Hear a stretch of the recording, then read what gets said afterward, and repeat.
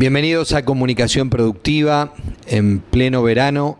Estamos con ustedes como lo hemos hecho ya durante enero, porque esto no se detiene, porque la zona oeste del Gran Buenos Aires está luchando y la Cámara de Industria y Comercio de La Matanza, que en este año celebra su 60 aniversario, tiene entre sus huestes, digamos, quienes han sido gladiadores de toda la vida. En este caso visitamos a Francisco Rotundo, de Rotundo Hermanos, la metalúrgica que desde el año 67 se especializa en calidad en lo que es sincronizado, y solo conversar un ratito con él nos muestra una persona llena de vitalidad, optimista, y que se ha sobrepuesto a todo lo que podría haber sido una adversidad incontrastable para otros, y que ese motor también lo desarrolla en otras áreas que en otra nota luego explicaremos. Pero queremos conocer un poco de su vida industrial y su parte sindical empresaria, porque de eso se trata Comunicación Productiva. Bienvenido, Francisco. Gracias a ustedes por darme la posibilidad y de dirigirme a toda vuestra audiencia y bueno, hacer saber también a los industriales y comerciantes de La Matanza y toda la zona oeste lo que uno va llevando a cabo. Sí, el otro Francisco, Francisco Lamagna, nos invitó a hacerle esta nota a ustedes como un modelo, justamente porque están muy cercanos en tiempo, y como la idea de la Cámara es mostrar cómo se llevaron adelante estos 60 años, y en vez de dividir, sumaron, unieron, él dijo, Francisco Rotundo es un buen modelo. Nuestra pregunta, ¿cuándo vino de Italia? ¿Qué edad tenía y en qué año fue? Bueno, llegamos con mis 3 hermanos, 2 hermanos y una hermana, y mi mamá. Mi papá ya estaba acá en el año 54, justamente en enero. Y realmente hacía mucho calor y yo no quería venir acá.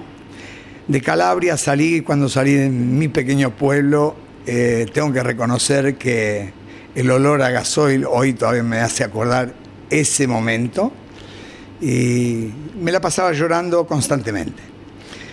Y bueno. ¿Era el más grande de los hermanos? No, era el mediano, el mayor de Fernando.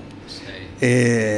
Y bueno, yo tenía la locura que no quería venir, y tanto es así que tuve que ir a revisación médica para poder embarcar 4 veces, porque tenía los ojos demasiado hinchados de tanto llorar, y porque no quería volver, no quería venir para acá. Entonces cuando vine, llegué acá, seguía llorando, y en el barco me la pasé mal, no comía, y resulta que cuando estaba aquí mi tía me tenían que mandar cartas constantemente diciéndome que había nevado mucho en el pueblo y que de algún modo, en cuanto pasara ese problema de la nieve, porque habían invadido el pueblo los lobos, entonces yo recién ahí podía volver. Y estaba con la esperanza. Bueno, me quedó la esperanza nada más. Va a cumplir 60 años que está con la esperanza. Sí, ya claro que sí. Y lo bueno que vino con su papá, su mamá, la familia completa. Sí, mi papá ya había venido algún año antes. Comparado con otros, en ese sentido estaba mucho más amparado.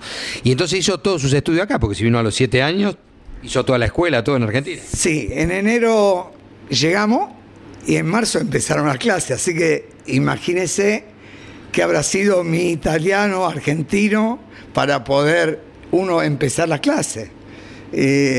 Fue bastante complicado, y de algún modo también en algunos momentos, bueno, los chicos por ahí somos todos, o eran todos, o son a veces crueles, ¿no? Y por ahí te hacían sentir mal por ser que uno recién llegaba y no sabía ni siquiera hablar. Pero no se quedó con eso, por eso dijimos que la adversidad no lo detuvo, porque leemos la historia y en el año 67 ustedes estaban fundando una empresa. ¿Cómo llegaron en 13 años de un chico de 7 años que se la pasó llorando a los 20 estar fundando una empresa? ¿Cómo hicieron para dar esa vuelta?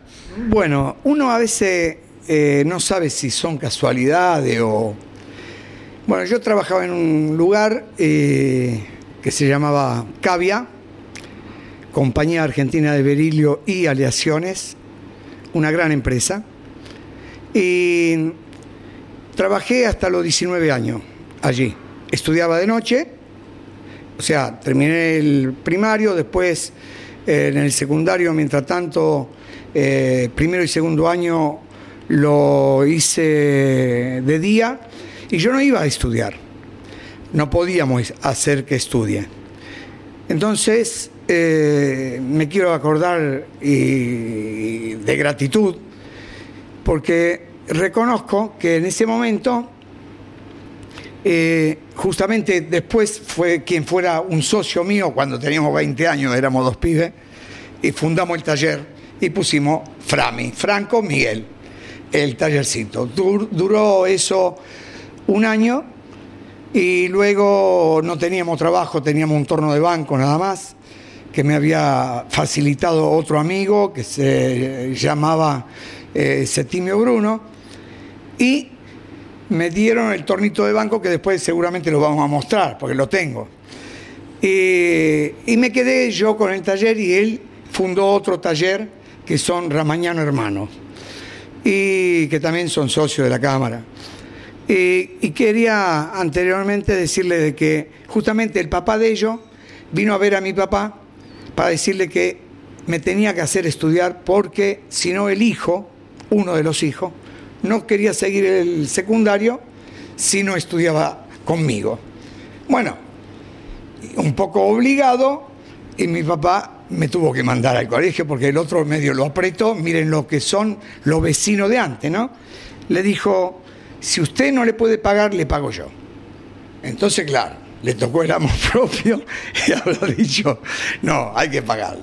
Bueno, y lo que son las cosas. Antonio, que era el hermano de Miguel Ramagnano, dejó de estudiar a los 15 días y yo seguí estudiando y terminé. Después estudié, trabajé de tejedor, y en el tercer año, o sea, después de 2 años, en el tercer año empecé a trabajar de tornero. Y bueno, y después me quedé con el taller cuando tenía 20 y seguí trabajando en el fondo de casa. Y mis hermanos, uno que era chapista, lo hice venir conmigo, y después el otro que era tejedor, tenía máquinas de tejer, el mayor, también vendió todo y empezó conmigo también después. Y bueno, y acá estamos siguiendo. Hemos luego comprado acá, donde estamos, y después hemos comprado el terreno de al lado, hicimos el taller de al lado también, y actualmente también tengo otra empresa de cilindrado que se llama Rosacor. Sí, aparte que uno haciendo memoria, lo que usted me está hablando está en la década del 70, que las cosas no eran para nada sencillas en Argentina. ¿Cómo fue el salto de calidad, como se habla empresarialmente? A partir de que una primera marca, una primera línea de empresa fue cliente. Nosotros leímos en el hall de entrada de su administración las normas de calidad que tiene la empresa. Nos imaginamos que eso fue un parámetro de vida, y de allí que las grandes empresas son clientes de ustedes. Es que un poco la premisa siempre fue esa. No importaba cuánto se cobraba el trabajo, lo importante era hacerlo bien. Y hay un solo secreto. ¿Cuál es? Si no alcanzaba, o sea, la cantidad de dinero para compensar todo lo que uno tenía que cubrir, se compensaba trabajando más horas. Fue muy natural a veces no haber dormido 2 días para poder terminar un trabajo, y bueno, junto con mis hermanos realmente hemos logrado que Loma Negra en su momento, pero a mí yo quiero detenerme en Siam, porque Siam Di Tela, electromecánica, fue la primera fábrica que, estando en el fondo de casa, nos dio trabajo, o sea, una empresa grande. Y a partir de allí, realmente nosotros en Siam trabajábamos mucho. Todos los días la camioneta viajaba e iba allí para entregar.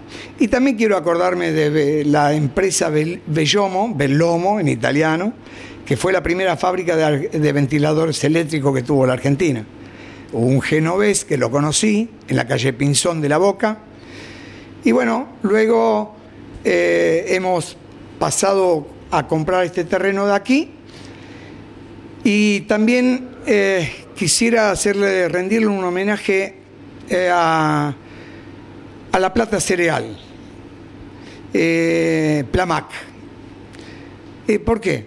Porque Plamac fue, siempre lo dije, era una empresa del grupo de La Plata Cereal, suizo, que uno podía comprar las máquinas en forma directa con ellos y ellos mismos se encargaban de poderle facilitar el crédito en un banco. Y le digo otra, muchas veces la financiaban ellos directamente. Nunca he visto a alguien que le hayan sacado una máquina. Cuando uno no podía pagar, no fue mi caso, pero yo he conocido, no podía pagar, de algún modo, siempre ellos le buscaban una vuelta. ¿Cómo puede pagar? Nunca le sacaban una máquina. Entonces, La Plata Cereal eran las mejores máquinas de Sudamérica y comparable con la de Europa. ¿Por qué?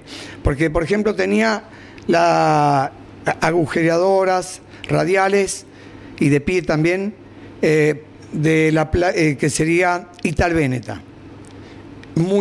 pero de mucha calidad.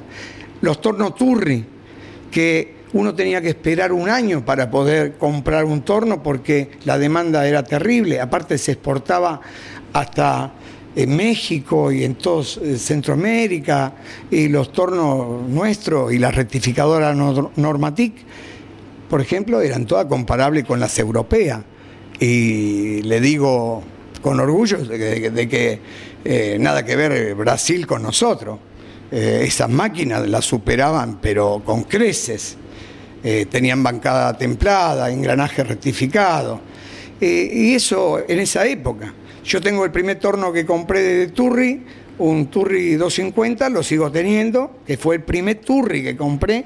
Mire lo que son las cosas. Yo 2 veces había dado el anticipo para comprar un torno y después no podía comprarlo. Me devolvieron toda la seña. Entonces, esas cosas se perdieron hoy. Uno llega a comprar una máquina de esa y no llega a pagar, a los 2 minutos está vendida, ¿no es cierto? O embargada. Bueno, y luego, con el transcurrir del tiempo, pude trabajar, como dije antes, para Cemento Loma Negra, Cemento Avellaneda. Quiero también destacar la gente del grupo Techín, Siderca, Siderar. Y le digo modestamente, yo creo que a veces los políticos y gobernantes tendrían que ponerse al lado algunos industriales, pero no porque yo sea industrial, pero porque tienen la visión por ahí del hacer, de la nada hacer algo, porque aunque nuestra Cámara alberga comerciantes e industriales, pero es una rama diferente. Entonces, aunque hace falta las dos cosas, ¿no es cierto?, para poder llegar a un buen fin. Sí, igual yo lo escuchaba, y el comercio es lograr una ganancia, no significa que es venderle a nadie un globo. Porque cuando usted hablaba, recordaba que en esa época el industrial, los clientes lo venían a buscar. Usted seguramente no tenía que salir con una valija a buscar clientes, porque conocían el cumplimiento, sabían el esmero, sabían la calidad con que entregaba el producto y lo venían a buscar. Eso era ser un buen comerciante, o sea, era un buen comerciante por la calidad y por el cumplimiento. En definitiva, eso le traía a los clientes. Les pregunto una cosa, tiene que haber un momento que hace un salto de estar entre las máquinas a ser un empresario. Ahora tenemos que ir a una pausa, porque de algo tenemos que vivir. Después de la pausa queremos saber cómo fue esa parte, porque estoy seguro que no es fácil dejar la máquina, el trabajo, el día a día, porque era su arma de defensa, remar en el trabajo y convertirse en el directivo empresario, en el que está todo el tiempo dirigiendo. Después de la pausa nos lo cuenta.